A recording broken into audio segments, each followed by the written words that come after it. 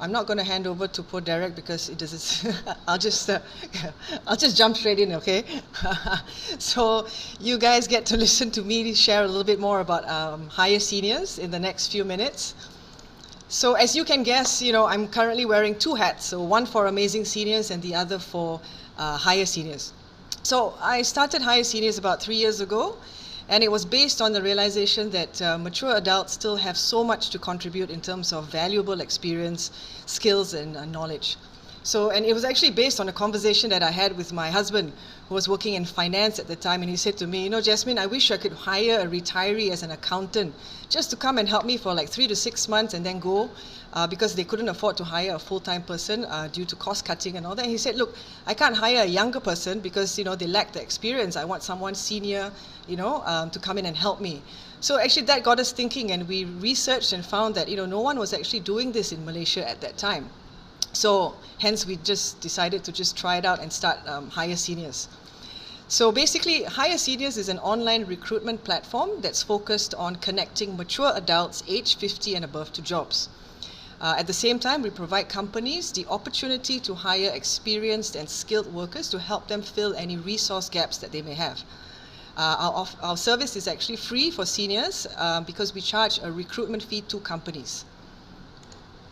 So some of the key problems that we're trying to solve is basically revolving around the fact that older adults do face a bit more difficulties finding jobs beyond 50. So even though this is well below the official retirement age of 60, we've had many come to us, sometimes in their late 40s or even early 50s saying, Jasmine, it's really difficult to find jobs and they're being rejected by employers just purely due to age, not because of lack of experience or anything like that. At the same time, we realize, you've got companies out there that are unable to find the right resources and skills and the experience to help them grow. And, many are actually not aware that there's this large and growing pool of older adults that they can actually tap on. So our aim is firstly to give mature adults a better chance at getting employed. Secondly, it's to help companies leverage on this untapped talent pool. And thirdly, it's to encourage companies to have a more diversified workforce with more learning opportunities, across the different age groups. So we are unique in that our platform specializes purely on the mature market and connecting employers to that experienced talent pool. The second thing is that our candidates do not face any age discrimination when they're applying for jobs, unlike with other job platforms out there, because the employers that come to us already know and want mature candidates. Thirdly, we actually provide additional help that's above and beyond for those who may be unfamiliar with applying for jobs, and we also provide relevant training through some of our corporate and government partnerships. And lastly, we provide employers the benefit of hiring experienced and skilled resources at lower cost because of the flexibility as well in terms of duration and scope. So, since we started over 3 years ago, we've seen many mature adults coming and choosing to return to work. And, there are many reasons for this. Firstly, we're all living longer, healthier lives thanks to medical advancements. With many of us retiring at 60, the typical person still has at least another, 20 years beyond that, right? Productive years. So working becomes a very viable option to keep our minds active and to contribute back in terms of our knowledge that we've accumulated over the years. At the same time, you've got technology advancements today that gives us the flexibility of working from anywhere. You guys are all attending this from anywhere, so that's great. For some, the ability to earn additional income is a benefit as well, which can help to maintain, your lifestyles or support rising financial costs. Now, what about from the employer's perspective? What are some of the benefits of hiring mature workers? Well, firstly, employers get to benefit from the experience that you bring with them. That they bring with them. Many of mature workers have over 30 to 40 years of experience. They can hit the ground running compared to, say, fresh graduates or younger workers that may require a lot more training, may lack the experience and may lack some of the maturity. Many mature adults also have established business relationships and can help open doors for new business development. So we also tell employers that they're getting value for money. And what do we mean by this? Basically, you'd be getting someone who's worked like 30 years and is worth so much at the point of retirement and may now be willing to do a smaller job that pays less because you pay based on the job, not based on the person. Hence, you get value for money. So let me share an example. We had someone who was like a senior finance manager. She was earning around 20,000 when she retired. And at the point of retirement, she wanted to work, but she didn't want anything stressful. So she said, Jasmine, I just want to do payroll. So she actually accepted a job that paid her 3,000, even though she was getting 20,000 at the point of retirement.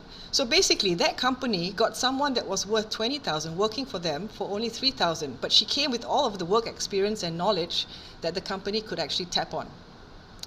The other benefit is in terms of flexibility. So, those who may have already retired are ready to start immediately, and they don't mind working for short or ad hoc periods of time. We had a company that was looking to hire someone just to work for 2 weeks in a month during payroll peak periods. Now, a younger person would not want to do this because, they want income stability, they want career path, they want promotions. But the older folks actually don't mind doing this because it gives them the flexibility to earn some money, do something as well. So we broadly have 3 categories of mature candidates that are available to companies to hire.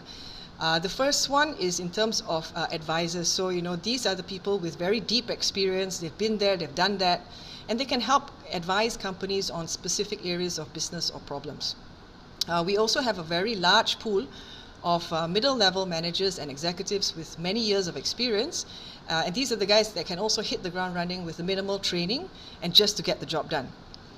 Lastly, companies can also hire mature candidates as general workers or support staff. Now, this does not mean that they don't have any experience, but rather, they've just chosen to do something simple and less stressful. Some of them say, Jasmine, I just want to be a driver, or I just want to take care of some children, So that's available as well. In terms of the pool of candidates that we have registered with us, it really does range across a very wide range of categories that you can see here. So the kind of jobs that we get from employers are also wide-ranging across all these similar categories as well. We've had a lot of jobs in finance, in HR, in accounts and accounting, as well as sales and marketing roles. But we also do get specialized roles from companies that are looking for people with very deep experience in supply chain or customs clearance, engineering, quantity surveyors, that kind of thing. So, and our roles do vary from junior level all the way to senior level roles, and it all depends on what the employer is looking to hire.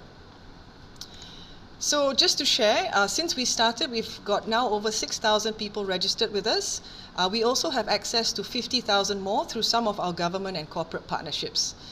We've had quite a number of companies hiring from us, including MNCs like Unilever, DG, PricewaterhouseCoopers, as well as local companies like CIMB and Sunway Medical.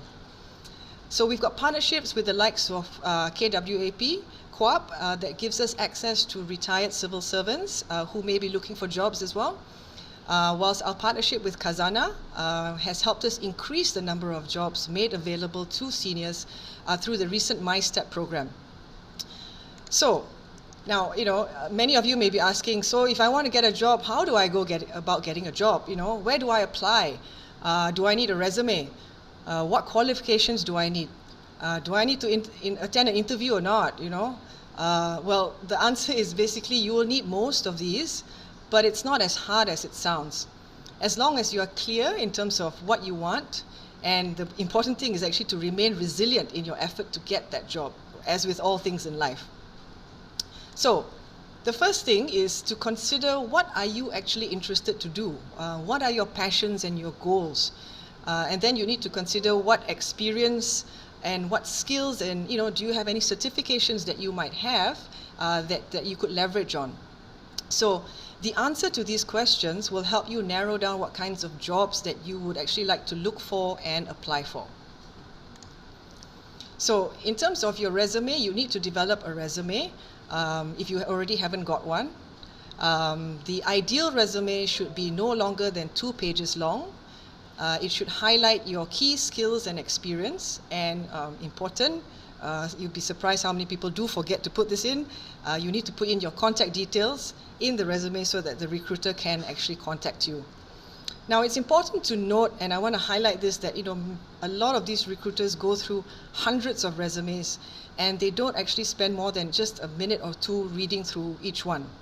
So the objective of your resume is basically to grab attention.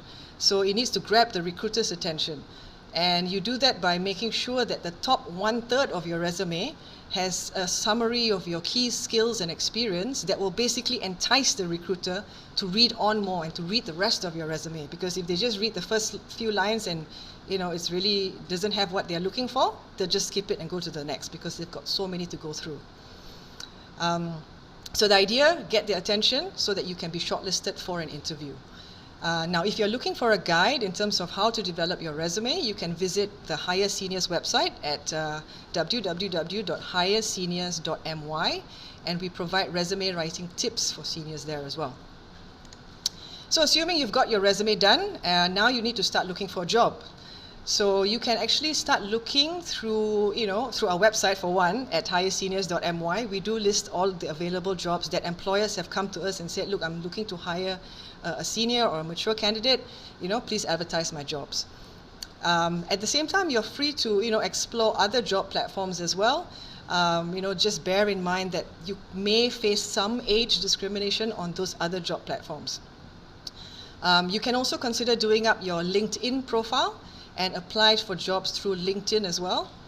But now, the most important thing, people always ask me what's the most important thing. It's basically to read the job description carefully. So if you're applying for a job, read what is it that the employer is looking for, right? Because you want to be able to pick out key things that they're looking for and make sure that your resume highlights these key skills and the experience that the job is looking for. Because a lot of people, what we see is they have one resume and they apply for 10 different jobs, and they submit the same resume. But what you actually want to do, which actually can help a little bit more, is to adapt your resume for every different job that you're applying for. So if you're applying for a finance job and the job description says we're looking for someone in these key specific areas within finance, make sure that you can actually adapt your resume to highlight what it is that they're looking for, so it's easy for them to go, oh, okay, this is cool, I want to interview this person. So when you're ready to apply for the job, you need to fill up an online application form and then attach your resume. Now, if you're doing it through our site, if you run into any problems, just reach out to us through WhatsApp and we'll help you out with your application. The other thing to note is that, a lot of people say, Jasmine, I submitted my application, how come I haven't heard back? Why they never tell me I was rejected? So we always tell people that you will not actually be informed if your application was not successful, because it's a general rule of thumb basically with the employers. They have too many applicants to contact, so if you don't hear back from them within 1 to 2 months, it's safe to assume that you were not shortlisted. But the key thing is to remember that you need to be resilient, so don't give up if you're not successful the first time or the second time or the third time. Just keep trying, stay positive, and keep going. Now, if you're fortunate enough to get shortlisted and called for an interview, don't panic. Nowadays, most interviews are like, casual chats with the employer, whether it's face-to-face or online. The most important thing to remember is to prepare ahead, right? So basically, do your research, get on the internet, Google the company, learn about the company, learn about its latest news and happenings, and then look at the job requirements that you're being interviewed for. Pick out the key things that they're looking for and then ask yourself, how can I show them that I have these key skills and experience, and what examples can I provide to them to prove that I'm the right person for the job. You can also anticipate potential questions that the interviewer may ask you. Prepare your answers, practice your answers, and also prepare some questions to ask them at the end of the interview. And so it goes without saying, but do dress your best for the interview. If it's a face-to-face meeting, plan and test your route, get ready, get there early. If it's a virtual meeting, test the video application like Zoom or Google Meet or Microsoft Teams ahead of time, so that you can avoid last-minute technical issues. Now, during the interview, so remember to listen carefully to the questions that they're asking you, but do provide concise but sufficiently descriptive answers. So remember that they don't have all the time in the world. So when they ask you a question, give the answer. You don't need to go into a very long story, but it needs to be enough, descriptive enough to make sure that you're answering the question. The other thing is eye contact is very important as well. So always look at the interviewer when you're talking to them. Remember to smile, be yourself, And after the interview, it's good practice to follow up with an email or a WhatsApp to thank them for their time, because this helps them to remember you as well. So if you're looking for more interview tips, you can visit our website, higherseniors.my, where we provide face-to-face and online interview tips, as well as interviews do's and don'ts.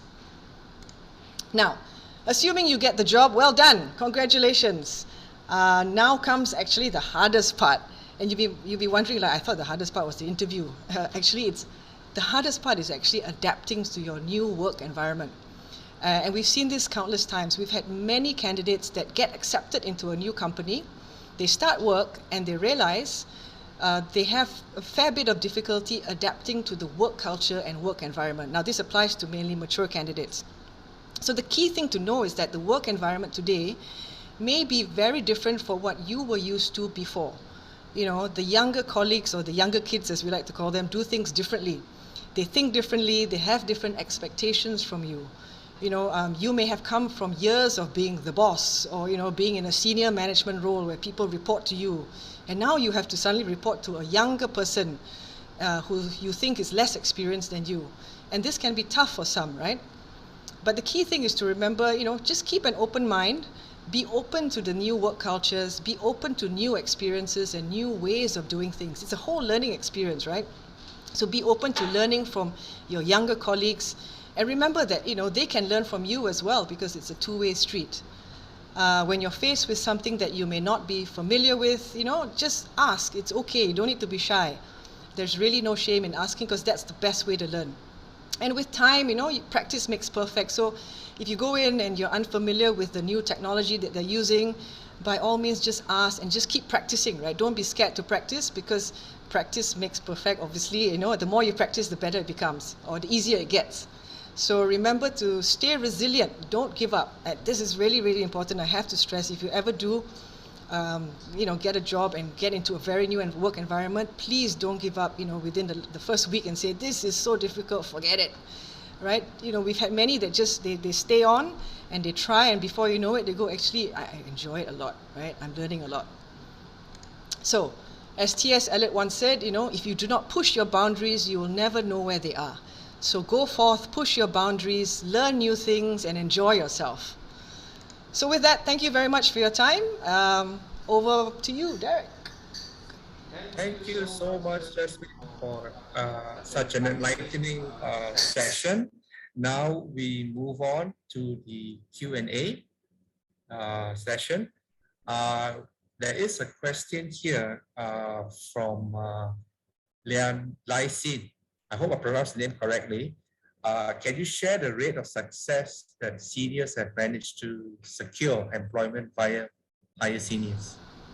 Yeah, on average, I think from our statistics, it shows that we have around 25% of those who, basically in terms of the number of jobs that come in, we are able to place about 26% or 25% of them, of those jobs with the candidates from higher seniors.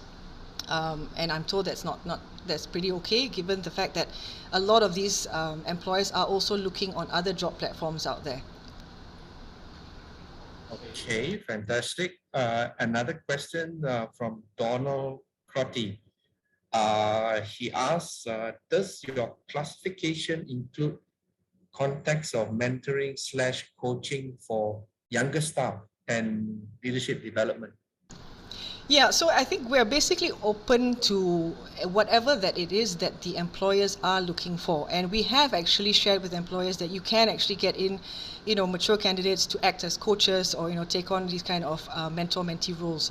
But ultimately, it's down to the companies themselves who are looking to, or what they're looking to hire for. But definitely, we do have candidates that said that they're very keen to find these roles, and we are trying to reach out to companies, to look at these options as well. All right. Okay. Another question from Chin.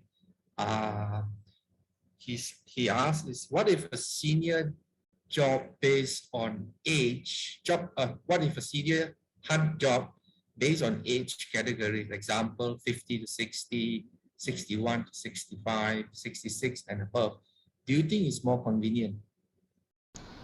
Sorry, just to clarify, he's asking, is he asking that should we classify job roles by age? Is that right?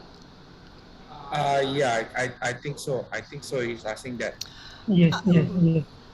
I think my honest opinion is I think we're trying to push away the age thing here, right? At the end of the day, the concept that we're going for here, based on higher seniors, is it's not about age, it's about experience and skills. Unfortunately, with many other employers or the typical employer out there, they do look at age and they go, I want someone who has finance experience, who can do this job, and these are the role requirements. But I only want someone who's 30 years and below. And to us, it's like, it doesn't make sense, because if you have someone who's in their 70s and this person is the perfect person for the job, he can do the job, and you've interviewed the person, you like the person, why not, right? Why limit it to, age per se?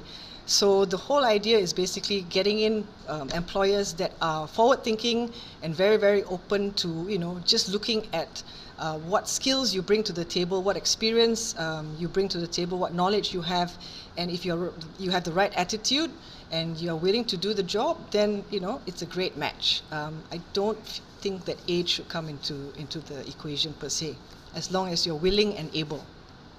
I hope that answers the question. Okay, thanks, Jasmine. Another question from Murugasu Katia. He likes to take the opportunity to thank higher seniors for getting himself employed for the last 6 months. His question is, would like to know where we go from here together with amazing / higher seniors. Hi, Muru, how are you? Thanks for joining the session, Muru. I think it's, I think it's about growing this community, right? I think we started with higher seniors and we've got a whole bunch of you guys on board with us. We've got WhatsApp groups going, and we love the feedback that you give us. So, we would very much like for you to stay on with us, to share as much information about what we are trying to do with the rest of the seniors community out there. Give us feedback for amazing seniors as well as for higher seniors as well, because all your feedback is extremely valuable to us to improve what we can offer and make it even better for all of you guys. Okay, thanks, Jasmine. Another question, actually we have a lot of questions. Is education qualification a major requirement for higher seniors? No, okay, higher seniors per se doesn't have any requirements, right? So what people do is they upload their resume or they send us their resume. We keep it in our database. And when an employer comes in, what they do is we will tell them, okay, if you're looking for a specific role, we can help you to search within the database to see who may be the best fit. And at the same time, we also publish the role to whoever's registered with us, as well as to the public, obviously, and you can apply for that job if you think you fit the bill. Now, typically education doesn't really come in. It's sometimes stated in some of the job descriptions, minimum bachelor's degree and so on. But I would say that, recruiters would often look at the experience, because to me, to many employers, experience matters more. Because it's what you can bring to that job, right? So you may not have a bachelor's degree, but you can say, hey, I may not have this education, but I've worked in this exact role for the last 30 years. I know, how to do this inside out, and that to me is more valuable. Okay, thank you. This is another question from Maylin. Hi, Jasmine. How do I motivate myself to get back into the workforce after 1 year of absence? Sorry, can we mute? Sorry. So how do you motivate yourself to get back in the workforce? That's an interesting question. I think it's about what you want to do, right? At the end of the day, if you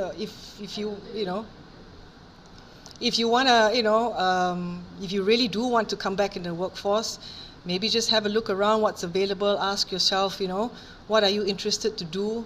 Does it have to be a full-time job, or can it be a part-time job? And at the end of the day, is it money that you're looking for, or are you looking for something to do? And if you're just looking for something to do, it doesn't actually necessarily have to be a job. You could do volunteering as well. So really, I think it just comes down to what motivates you, and that'll drive what it is that you want to do at the end of the day. Okay, great, thank you. This is from Fazlan. He's asking that he's been in a C-suite position in a large corporate, but now I'd like to do something different. I'm thinking of possibly becoming a tour guide. Possible? By all means, I think that's great. It's very interesting to have really senior people suddenly say, "I just want to do something different," and that's exactly what we're looking at as well. It is possible. By all means, just look at what you can actually just apply for whatever jobs that do come out through Hire Seniors or through other job platforms as well, and feel free to apply and just give it a shot. It sounds like a very interesting adventure if you go down that route. Just bear in mind, I guess, that from what we've seen in the past, employers, when they do look at your resume and they go, "Oh my God, this person's overqualified for the job." And then we've had a few employers that say, "Ayo, this person cannot lah." When I say, "What's wrong?" "Too overqualified, too senior, cannot. We want someone very, very junior, not much experience." So we always have to tell employers, you know what, you're actually getting someone who's so experienced with all of these years of experience that they can actually enrich that job. So why are you scared to take on someone that is so senior in that sense? So just to bear in mind that if you're looking to try to do something that's completely different or to pivot to a completely new direction, you may want to perhaps water down some of the resume to make it a little more appealing to employers and more aligned to what you're looking for, that may help. Okay, we have time for one last question from Michelle. How long is the work contract? 1 year? Okay, that really depends on the employer. So just to clarify, Hire Seniors doesn't provide the jobs. We are basically a platform. So we take the jobs that employers want to hire seniors for, we put them on the platform, and then we connect them to the candidates who may be looking for jobs. So the length of time, or whether it's a contract job or whether it's a permanent job, it all really depends on what the employer wants. So, we've had employers come to us and say, "Jasmine, I want someone just for 3 months, right? Short contract." So we put it out there and we say, okay, whoever's keen to apply for a 3-month job, apply, and we will, help to shortlist and provide it to the employer to review. We've had other employers come to us and say, "I want, a permanent role, and it's a permanent job." So that's also available. So it really varies based on what employers want. So you can actually just need to look through the job description and see what is it that the employers are looking for, and does it suit your preference, and then feel free to apply for those that fit your preference. All right, thank you so much, Justin, for the Q&A session. I would like to take this opportunity to thank you, Jasmine, for your time today and sharing such useful insights with us on interviews and what to do, what not to do.